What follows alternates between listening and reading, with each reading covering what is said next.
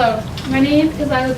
I'm from Vineland, Maine, a small island 16 miles off the coast of Rockland. And today I'm going to talk about how being on an island and living in a fishing community has really shaped me into the person I am today. So, Vineland Haven is an island that is 11 by 8 square miles, and year-round there's about 2,000 people who live there. Everybody knows everything about you, and this is a good thing because you always feel safe. This isn't a place where you have to lock your doors at night. You can trust everybody.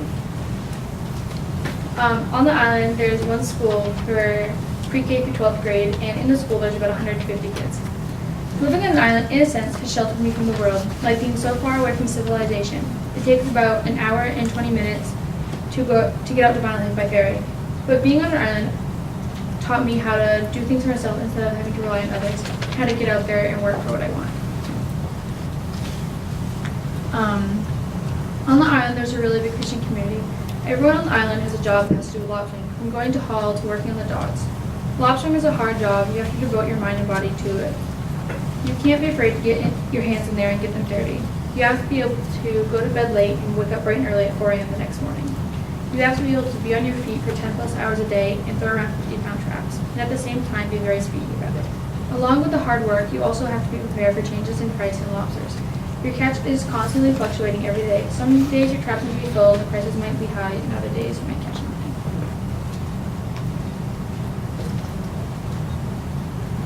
A normal day of lobstering looks like this. You get up at 4 o'clock in the morning, and you go down to the wharf and hop in your skiff and go out to your boat. Then you have to go to the dock and get bait and fuel for the day. Then you travel out to sea. Most people steam out for about an hour to get to a spot or more. But once you reach your destination, you have to find and catch your buoy, meaning grabbing buoy out of the water. And then you put it through the hauler and bring it up from the bottom close enough to the boat, and then you break it aboard by picking it up. Yeah. When the traps first come out of the water, they're usually about 60 pounds. This might not sound like a lot, but when you do it 200 times a day, it really starts to wear on you. Once it's aboard, it's handed off to the surgeon, and they pick it. Picking a trap is by you take the little lobsters out and throw them back and measure the other lobsters and see if they're the right size and keep bigger ones. And after you do that, you take out the old bait bag and put in the new one. Once the sermon's done, they pick up the trap and move it to the other side of the boat. Usually traps come in pairs, so they have to do this twice. And they have to do it very quickly because while they're doing this, the captain is moving on to the next trap. In that short amount of time, they're also supposed to band all the lobsters they get and bait some more bags for the next string. The thing about lobstering is you don't just stop the day at a certain time. They go until they get all the traps they want to do for that day, which is usually around 200 or more. Once they have finished, they come into the binding station where they take all the lobster they got, which can vary from 1,000 to 3,000 or more pounds.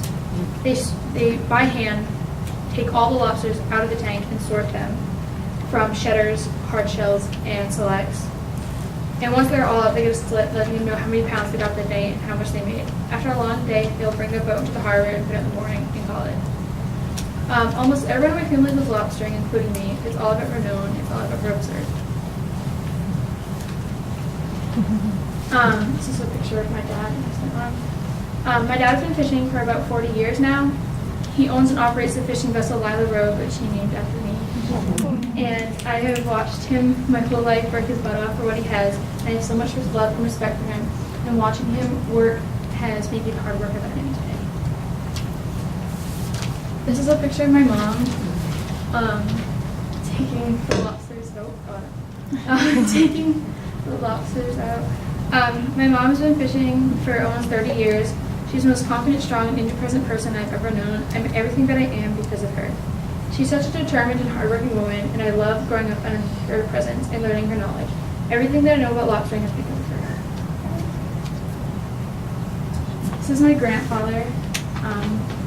My grandfather went fishing for 72 years. He owned the fishing vessel Shogun until a couple of years ago he decided to retire. I strive to be like him. He is my hero and the most important person in me. He didn't just think about lobstering as a job, it was his passion. He loved being on the water and out in his boat. His boat was almost 40 years old, and it was and still is the best looking boat in the harbor. I've been fishing literally my entire life. Even when I was in the womb, my mom went fishing until she was about 7 months pregnant. Once I was born, we waited until I was almost a year old, and then it was back out in the water with her and my grandfather. And I had my little playpen I would sit in and color. And at age 3, I would go out and sit on the bait box and watch my mom. I loved watching her. I like to learn how to do everything. By age 4, I learned how to bait lobsters and attempt to bait bags. And slowly over the years, I learned more and more. And by age 8, I was able to do just about everything I loved about that an adult could do, including driving and navigating the boat. When my grandfather retired, it was really hard on me because I spent literally every day of my life out on the Shogun. It was my home, but I really wanted to go to Hull because I loved it. But I'd only ever worked in this boat, and every boat was so different, so I was scared to go out on someone else's boat. So I just kind of stopped going for a while, which is really hard on me. I started going to Hull with my dad when I was about 13, and since then I've gone with a lot of people. And in the summer, I go to Hull with my uncle every day. Going to Hull is my passion, and I love being out in the water and seeing all the amazing things it has to offer.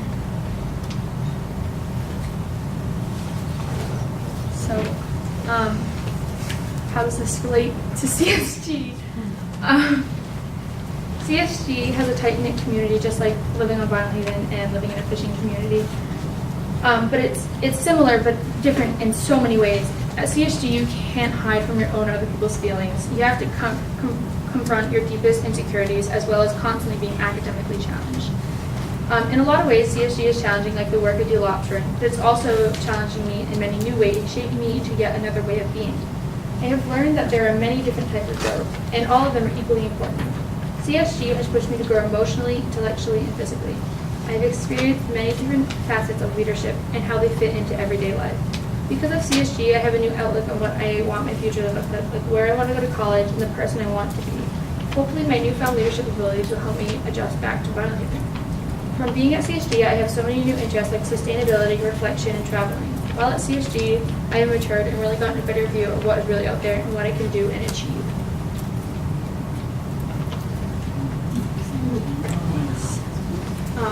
This is a picture of sea fog, which is, I think, one of the most beautiful things ever. Living on an island, yes, in a sense, has sheltered me from the world, but at the same time, living on an island in a fishing community has just really made me the person I am today, and it's drastically shaped my life in many ways. It showed me how to be a strong, independent person who wasn't afraid to stand up for myself and others, and it showed me how to get out there in the world and strive. But now I realize from being at CSG how big the world is and how many more things there are for me to see. Living on an island, there isn't much to see or do, but what you learn makes up for it.